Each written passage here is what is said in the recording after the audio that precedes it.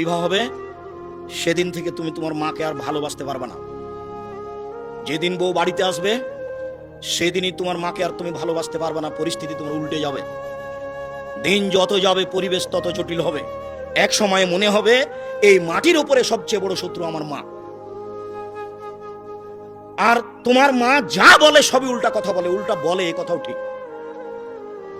অবাক, আপনার ছেলে আর আপনার বড় ভাইয়ের বড় বোনের ছেলে এক জায়গাতে খেতে বসেছে, তো আপনার মা বড় মাছের টুকরা আপনার বোনের ছেলের পাতায় তুলে দিয়েছে। এইটা আপনার বউ দেখেছে এইবার রাতে। হ্যাঁ, তোমার মা এরকম, তোমার মা তোমার বোনের ছেলেকে ভালোবাসে। আমি রান্না করলাম কষ্ট করে, বড় মাছের টুকরাটা তোমার বোনের ছেলেকে দিয়ে দিল, আমি এগুলো সহ্য করতে পারি না। কত কি! আপনি সন্ধ্যায় এসে দেখছেন আপনার মা বিছানে পেশাব করেছে, উঠতে পারে না, বিছান গন্ধ করছে।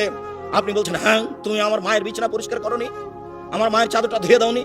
তখন আপনার বউ বলছে, তোমার মাকে তুমি দেখো, তোমার মায়ের বিছানা তুমি পরিষ্কার করো। ওই ঘরে ঢুকলে তোমার মা আমাকে অকথ্য ভাষায় গালি দেয়, আমি তোমার মাকে দেখবো মানে?